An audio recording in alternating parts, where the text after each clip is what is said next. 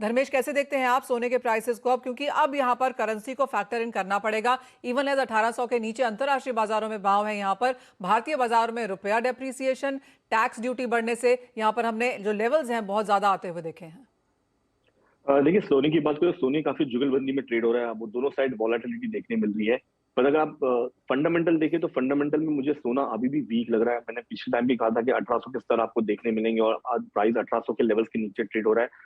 Fundamentally price 1700 1750 के levels पे आके रुकना चाहिए, जहां पे उसका बेस प्राइस है, क्योंकि मैं एक्सपेक्ट करता हूँ कि इंटरेस्ट रेट और बढ़ेगा।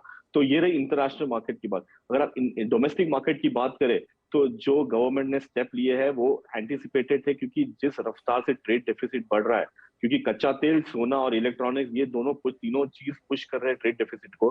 तो आपको सोने में ही आप कर्व कर सकते हो। तो वही किया उन्होंने और 5% बढ़ा दिया है इम्पोर्ट ड्यूटी। बट मैं एक्सपेक्ट करता हूँ कि यहाँ से अगर आप जिस तरह कोठारी जी ने कहा कि 200 टन, अगर आप 200 टन कैलकुलेट कर रहे हो तो वो 20% होता है इंपोर्ट ड्यूटी का। पहले जो 1200-1500 टन होता था, उसके तारीख में आज के तारीख में 800-900 टन के सोने की इंपोर्ट हो रही है। और उसमें भी अगर 200 टन कम हो गया तो काफी फर्क पड़ेगा ट्रेड डेफिसिट में। और मैं एक्सपेक्ट करता हूँ कि रुपया शायद इसमें संभल जाएगा, क्योंकि आरबीआई ने काफी ट्राई किया रुपया संभालने को। बट मेरे हिसाब से अभी उन्होंने भी शायद हार मान ली और प्राइस मेरे लगता है 80 के स्तर भी ब्रेक कर देंगे। ये बाकी सारे नेबरिंग कंट्रीज के कारण हो रहा है। अगर आप देखिए यन जो सबसे सेफेस्ट हेवन है, उसमें 25% का गिरावट देखने मिले। जो 100 में ट्रेड हो रहा था आज 125 पे आ चुका है। तो अगर यन गिर सकता है तो रुपया भी डेफिनेटली गिर सकता है। तो मैं एक्सपेक्ट करता कि रुपया 80 के स्तर भी जाएगा। डोमेस्टिक मार्केट में गोल्ड उस कारणवश ज्यादा नहीं गिर सकता। मार्केट इसी दायरे में ट्रेड होगा 51,500 से लेकर 51,000 के स्तर पे।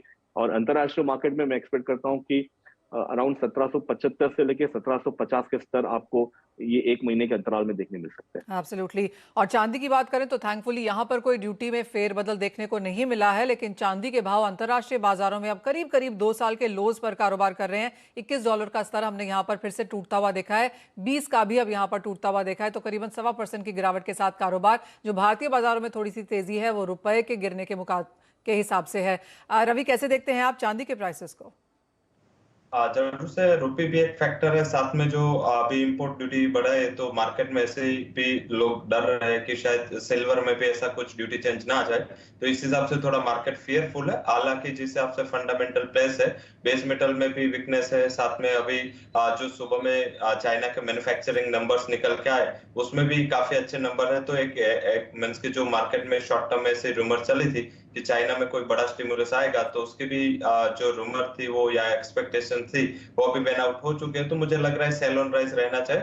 अभी सिल्वर में ड्यूटी रिलेटेड कोई भी न्यूज नहीं आए एंड गोल्ड एंड सिल्वर के टोटली फंडामेंटल ड्यूटी के लिए गवर्नमेंट के लिए अलग है। तो मुझे लग रहा है कि अगर ऐसा कुछ चेंज नहीं आता है तो नीचे के साइड के लेवल्स दिखने चाहिए।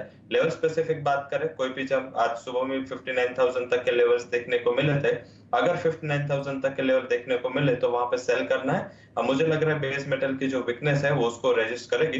डाउन साइड 58,200 तक के लेवल्स मैं एक्सपेक्ट कर रहा हूँ। अगर 58,200 के लेवल ब्रेक होते हैं तो 57,500 के लेवल पे ओपन हो जाएगा। 59,200 का एक स्टॉप लॉस लगा है, मींस कि मेरे लेवल से मैं स्टॉप लॉस सिर्फ 200 रुपए का रिकवर कर रहा हूँ। बट डाउन साइड मुझे मेरा ये मानना है कि 57,500 के टारगेट शॉर्ट टर्म में, वही इंट्राडे में 50,000 तक के लेवल्स दिखने चाहिए।